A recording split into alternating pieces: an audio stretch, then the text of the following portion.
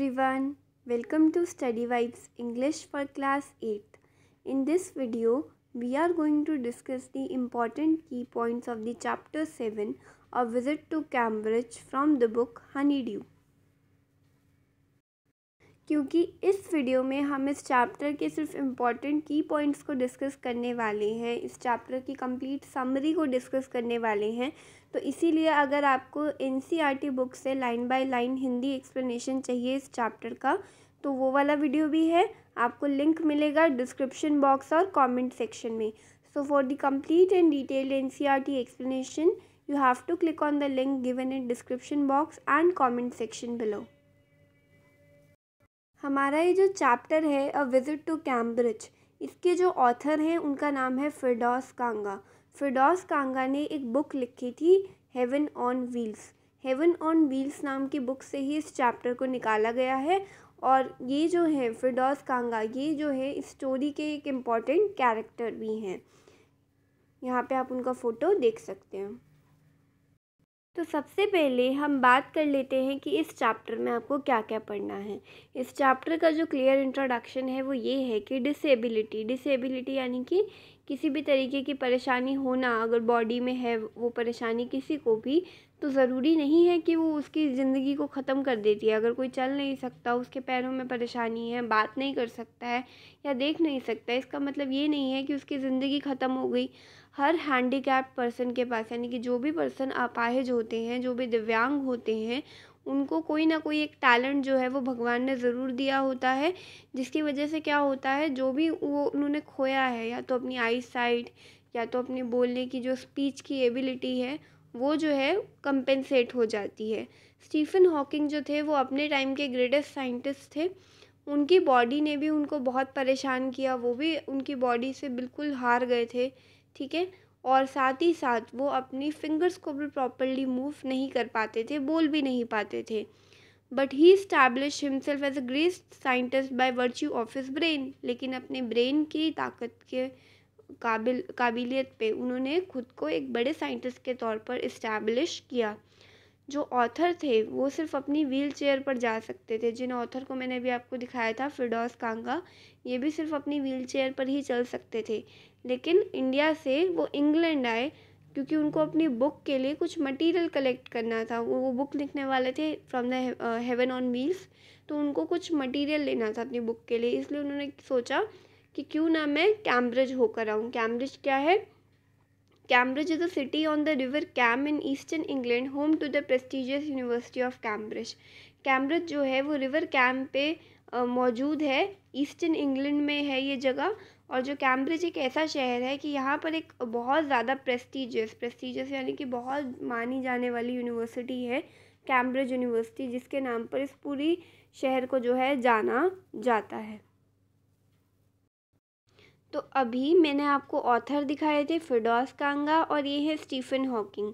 Author और फिरदौस कांगा जो है, यानी कि जो फिरदौस कांगा और स्टीफन हॉकिंग है, दोनों किस तरीके के लोग हैं?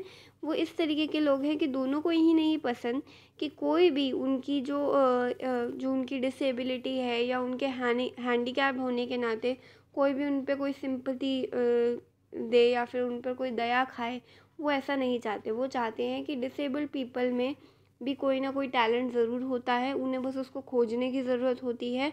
और स्टीफन हॉकिंग की जो अपनी कम्युनिटी है, यानी कि ऐसे लोग जो कि डिसेबल्ड हैं, जो कि डिफरेंटली एबल्ड हैं या पर्सन विद डिसेबिलिटी हैं, तो उन लोगों के लिए वो ये कहना चाहते हैं कि ज़रूरी नहीं है कि आप ओलंपिक में भाग लो, आप जो भी करना चाह रहे हो उसी में अपना बेस्ट देने की कोशिश करो।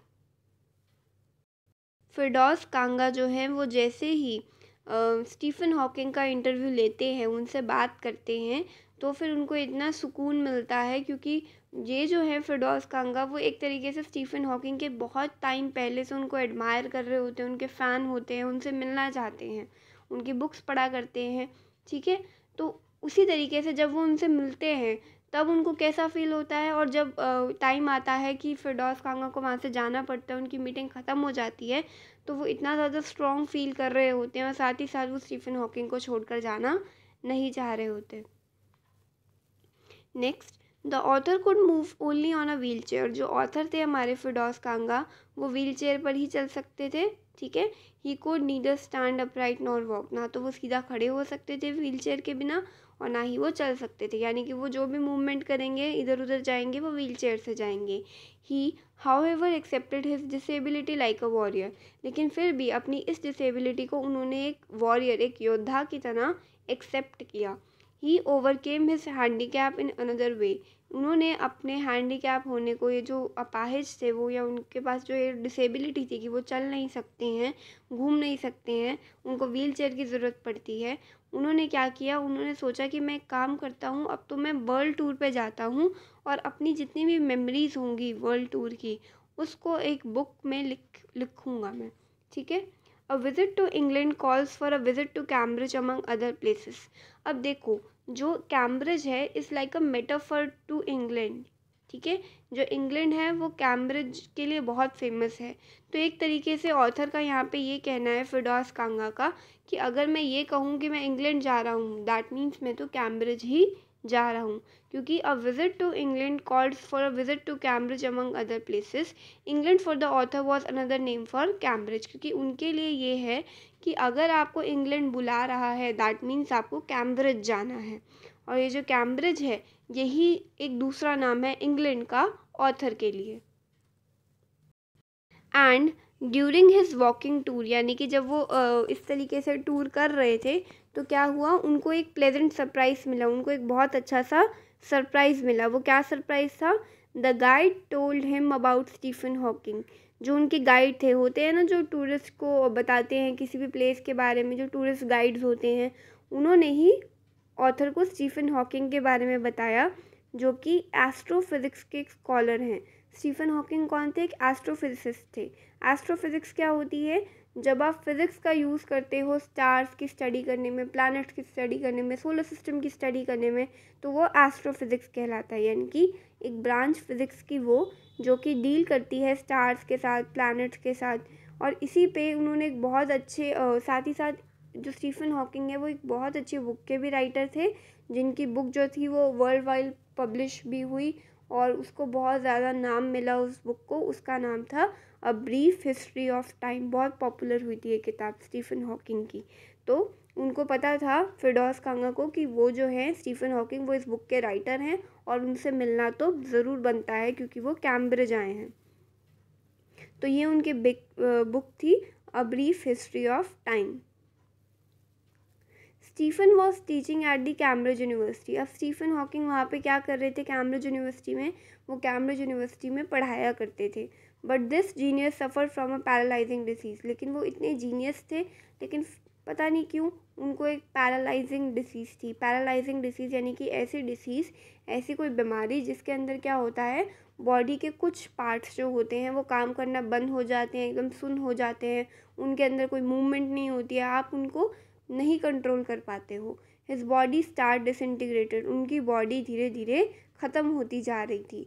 ही too could not stand up और even move his limbs. Stephen Hawking अपने आप से खड़े नहीं हो सकते थे, साथ ही साथ अपने हाथ पैरों को भी नहीं हिला सकते थे। But with his brilliant brain he decided to live creatively. लेकिन उनका दिमाग इतना ब्रिलियंट था कि उन्होंने स्टार्ट किया कि मैं क्रिएटिवली जी के दिखाऊँगा इस ज़िंदगी को। He was a living example of what the unyielding human spirit can do and achieve. मतलब स्टीफन हॉकिंग जो थे वो एक लिविंग एग्जाम्पल पेश कर रहे थे उन सभी लोगों के लिए जो कहते हैं कि हम कुछ कर नहीं पाए लाइफ में। लेकिन स्टीफन हॉकिंग जो थे वो पैरालाइज होते हुए भी, और इस हालत में भी उन्होंने इतनी बड़ी बड़ी अचीवमेंट्स ली। वो साइंटिस्ट बन गए, एस्ट्रोफिजिसिस्ट भी बन गए। अब जो हमारे ऑथर थे, जो कि कहाँ पहुँचे हुए थे, कैम्ब्रिज पहुँचे हुए थे। जब उनको पता चला कि स्टीफन हॉकिंग वहीं पे मौजूद हैं, तो उन्होंने क्या डिसाइड किया कि ज़रूर मुझे स्टीफन हॉकिंग का इंटरव्यू लेना चाहिए, और अपनी बुक में उनके साथ की जितनी भी मेमोरीज़ होंगी, जो भी उनके साथ मीटिंग होगी, उसकी सभी मेमोरीज़ को मैं लिखूँगा। तो ऑथर ने क्या करा, ऑथर ने फ़ोन लगाया स्टीफन हॉकिंग के घर पर और ये कहा कि मुझे उनका एक इंटरव्यू लेना है। He was granted half an hour. उनको आधा घंटा मिला, और साथ ही साथ आधा घंटा का जो मीटिंग का टाइम मिला था उस टाइम पर वो बहुत ज़्यादा शेकी और वीक फील कर रहे थे, ठीक है, क्योंकि वो एकदम अंदर से हैरान रह गए थे कि कैसे मुझे मौका मिल गया स्टीफन हॉकिंग से मिलने का। He was fed up with people advising the disabled to be brave. जो थे स्टीफन हॉकिंग से मिलने के पहले वो सोच रहे थे कि पता नहीं स्टीफन हॉकिंग के जो विचार हैं डिसेबिलिटी को लेकर वो क्या होंगे, क्योंकि फिरदौस कांगे क्या सोचते थे कि जो भी डिसेबल्ड लोग होते हैं, लोग क्या करते हैं, अक्सर उनको एडवाइस देते रहते हैं कि तुम बहादुरी से काम लो, अपना बहादुर बन के जियो। लेकिन उनका मानना था कि मैं थक चुका हूँ लोगों की एडवाइस सुनते सुनते कि डिसेबल्ड लोगों को ब्रेव भी होना चाहिए। तो यहाँ पे थे Stephen Hawking. But meeting another disabled stronger than him was an inspiring experience. लेकिन इस बार उनको मौका मिल रहा था किसी और डिसेबल्ड पर्सन से मिलने का, फिरदौस कांगा को, और ऐसे डिसेबल्ड पर्सन से मिलने का जिनके पास कुछ स्पेशल एबिलिटीज़ थी, क्योंकि उनका ब्रेन इतना ब्रिलियंट था, वो अपने टाइम के सबसे ग्रेटेस्ट साइंटिस्ट थे, और उनका जो एक्सपीरियंस था उनके साथ मिलने का वो बहुत ज़्यादा इंस्पायरिंग रहा, उनको उससे बहुत प्रेरणा मिली। He asked Stephen how he felt about his handicap. He was frank about it. उन्होंने स्टीफन हॉकिंग से पूछा फिरदौस कांगा ने इंटरव्यू में कि आप अपने हैंडीकैप होने पर क्या कहते हैं। तो स्टीफन हॉकिंग ने बिल्कुल हिचकिचाए बिना साफ साफ जवाब दिए। He didn't claim to be brave. He admitted that he had no choice. तो स्टीफन हॉकिंग ने क्या बताया कि मैं नहीं कहता हूँ कि मैं बहुत बहादुर हूँ या मैं सबको आराम से पार कर गया। उन्होंने कहा कि मेरे पास कोई चॉइस ही नहीं थी, मेरे पास कोई ऑप्शन ही नहीं था। अब आप देख सकते हैं यहाँ पे स्टीफन हॉकिंग के हाथ में एक रिमोट काइंड ऑफ कुछ बटन्स हैं, ठीक है। इन बटन्स को वो दबा के जो है बताया करते थे कि वो दूसरे को क्या समझाना चाहते हैं, क्योंकि वो डायरेक्ट बोल नहीं पाते थे। तो जब वो इस बटन्स को क्लिक करते थे तो स्क्रीन पर वो वर्ड्स आ जाते थे या एक मशीन लाइक वॉइस से आवाज़ आती थी कि स्टीफन हॉकिंग क्या कहना चाह रहे हैं। Disability, he said, was not a pleasure. The author asked him if he was chronically unhappy. अब यहाँ पर ऑथर जो है वो ये कहना चाह रहे हैं स्टीफन हॉकिंग से, वो ये पूछते हैं कि क्या ये बात सच है कि बाहर जो है लोग ये कहते हैं, जो कि नॉर्मल लोग हैं, वो ये बात कहते हैं कि जो लोग डिसेबल्ड हैं, यानी कि जो लोग दिव्यांग हैं, जिनको कुछ भी बॉडी में प्रॉब्लम है, वो लंबे समय तक अनहैप्पी यानी कि नाखुश रहते हैं। तो स्टीफन हॉकिंग ने कहा कि जो डिसेबल होना है ये कोई खुशी की बात नहीं है। The answer was that he didn't like to see sympathisers and admirers. तो आंसर ऐसा था कि स्टीफन हॉकिंग भी नहीं चाहते थे कि कोई भी उनको सिंपथी दे, कोई भी उनको एडमायर दे, ठीक है। वो नहीं चाहते थे स्टीफन हॉकिंग कि वो इस तरीके से बैठे रहे अपनी डिसइंटीग्रेटेड बॉडी के साथ, और उनके जो फैंस हैं या जो उनको जो भी लोग पसंद करते हैं, एडमायर करते हैं, वो उनको आकर देखें। He wanted to be left alone and not disturbed by Mr. Stephen was easily exhausted. अब यहाँ पर क्या होता है, जो स्टीफन हॉकिंग है उनको इस तरीके से बात करने में बहुत परेशानी हो रही होती है, क्योंकि वो कंप्यूटर पर वर्ड्स नहीं ढूंढ पा रहे होते हैं। तो स्टीफन हॉकिंग ज़्यादातर क्या चाह रहे होते हैं कि जब ऑथर ने उनसे पूछा कि क्या आपको बुरा लगता है जब मेरे जैसे लोग आकर आपका इंटरव्यू लेने के लिए आ जाते हैं, तो स्टीफन हॉकिंग साफ साफ फ्रैंकली जवाब दे देते हैं कि हाँ, मुझे अकेले रहना ज़्यादा पसंद है, ठीक है। मुझे अच्छा लगता है कि लोग मुझसे प्यार करते हैं, मुझे एडमायर करते हैं, बट मुझे इस तरीके से कंप्यूटर पर वर्ड्स ढूंढने में बहुत दिक्कत हो जाती है और मैं थक के निराश हो जाता हूँ। He could not even sit straight. Stephen Hawking सीधे भी नहीं बैठ सकते थे, उनका जो हेड था वो एक साइड पर लटका रहता था, एक साइड पर गिरता रहता था। His legs were wasted and his body had shrunk. उनकी जो टांगें थी वो वेस्ट हो चुकी थी और उनकी पूरी बॉडी सिकुड़ गई थी, जिसकी आप फोटो में देख सकते हैं। एक साइड पर उनके जो हेड है कोई सपोर्ट नहीं है, वो एक साइड पर हो गया है। साथ ही साथ जो बॉडी है वो उनकी शर्ट के अंदर से बिल्कुल श्रिंक होती हुई नज़र आ रही है। His intellect in that frail body however was like inner glow of a lantern with worn out very thin walls.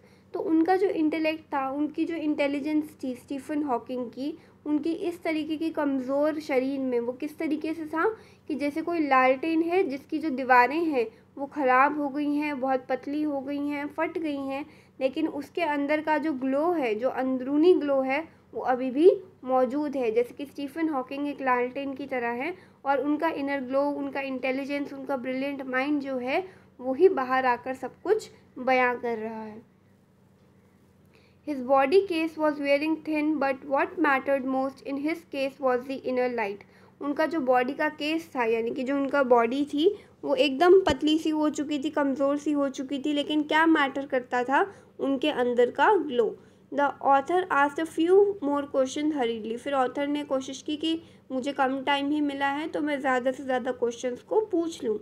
तो अगर आपको ये समरी का एक्सप्लेनेशन अच्छा लगा हो तो आप प्लीज़ मेरे channel study vibes with mink को अभी सब्सक्राइब कर सकते हैं ऐसी ही और अमेजिंग वीडियोस के लिए। ऐसा नहीं है कि हम इस चैप्टर के क्वेश्चन आंसर्स को डिस्कस नहीं करेंगे, नेक्स्ट वीडियो इस चैप्टर के क्वेश्चन आंसर्स पर ही होने वाला है। क्वेश्चन आंसर्स बहुत इंपॉर्टेंट पार्ट है।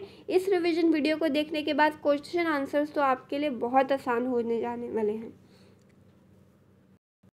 नेक्स्ट, अब जो मिस्टर स्टीफन हॉकिंग हैं, वो कभी भी जो भी आंसर दे रहे थे वो वेग आंसर्स नहीं थे, अनट्रू आंसर नहीं थे, यानी कि वो कुछ भी ऐसा नहीं बोल रहे थे कि ऐसा लगे कि ये तो कुछ भी बोल रहे हैं या कुछ ऐसा बोल रहे हैं जो कि सच ही नहीं है। उन्होंने जो कहा वो सच्चाई के साथ कहा। उन्होंने ये कहा कि हाँ, मुझे लगता है कि डिसेबिलिटी में कुछ भी अच्छा नहीं है, ठीक है। The admiration that he got from the people did not give him any Joy और स्ट्रेंथ। जो लोग उन्हें एडमायर करते हैं यानी कि उनको फॉलो करते हैं, उनके बारे में बातें करते हैं, इस तरीके से उनको किसी भी तरह का खुशी या फिर कोई भी तरह की मजबूती नहीं मिलती। His advice to the other handicapped people in the world was that they should concentrate on what they can do well.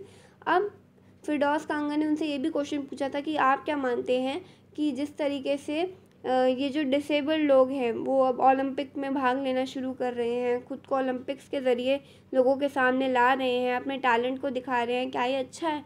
तो फिर स्टीफन हॉकिंग कहते हैं कि मेरा जो एक मैसेज है डिसेबल्ड कम्युनिटी को वो ये है कि ज़रूरी नहीं है कि अगर आप डिसेबल्ड हैं तो ये वेस्ट ऑफ टाइम है कि अगर आप खुद को ओलंपिक्स में इन्वॉल्व करें या किसी भी ऐसी चीज़ में इन्वॉल्व करें। आपको हर उस चीज़ पर कंसंट्रेट करना चाहिए जिसमें आप अच्छे हो, जो आपकी हॉबी है। They don't need to take part in Olympic games, it is a waste of time for them. The author himself, however, felt great relief and joy to notice that he was luckier than Stephen, for he could turn his wrist, speak well, and move about in a wheelchair. तो author जो हैं वो खुद को बहुत ज़्यादा राहत भरा महसूस करते हैं कि देखो स्टीफन हॉकिंग ने इस हालत में भी कितनी अचीवमेंट्स को लिया है। मैं जो हूँ, मुझे देखो, मैं तो अपनी बाजू को भी हिला सकता हूँ, अपनी कलाई को भी हिला सकता हूँ, ठीक से बोल भी सकता हूँ और व्हील चेयर पर कम से कम इधर उधर घूम तो सकता हूँ, लेकिन ये तो सिर्फ एक चेयर पर ऐसे ही बैठे रहते हैं। The interview time was up and the author wanted to take leave of Stephen. अब जो इंटरव्यू का टाइम था वो ख़त्म हो गया था और ऑथर चाह रहे थे कि वो स्टीफन को छोड़कर जाएं, ठीक है। वो मतलब कि अब उनको वहाँ से जाना पड़ेगा क्योंकि उनकी जो मीटिंग का टाइम था वो ख़त्म हो गया, लेकिन जो ऑथर थे वो नहीं चाह रहे थे कि वो वहाँ से जाएं। But he was lead to the big garden by Stephen in his motorise wheelchair. अब स्टीफन हॉकिंग की जो चेयर थी वो ऐसी एक मोटराइज व्हील चेयर थी, ठीक है। इसमें कुछ मोटर वगैरह लगी होती है, ये नॉर्मल व्हील चेयर से काफ़ी ज़्यादा एडवांस्ड होती है। इसी व्हील चेयर पर स्टीफन हॉकिंग बैठा करते थे, इसी तरह की व्हील चेयर होती थी। तो स्टीफन हॉकिंग को ने क्या करा कि वो ऑथर को एक बड़े से गार्डन में ले गए, जो उनका खुद का गार्डन था। वहाँ पे गार्डन में ले जाते हुए उन्होंने आपस में कुछ बातें करी and next an hour later they decided to part. और 1 घंटे बाद क्या हुआ, उन्होंने डिसाइड कर लिया कि उनको दूर होना है, यानी कि अब अलग होने का टाइम आ गया है। क्योंकि उनको जो टाइम मिला था वो कितने का टाइम मिला था, 3 to 4:30 का टाइम मिला था मीटिंग का।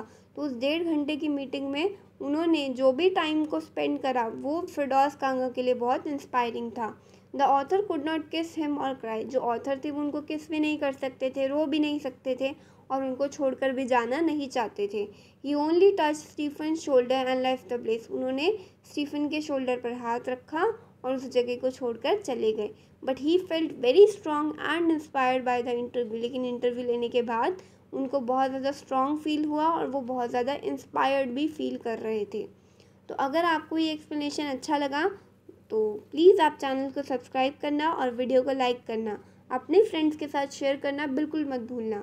Thanks for watching.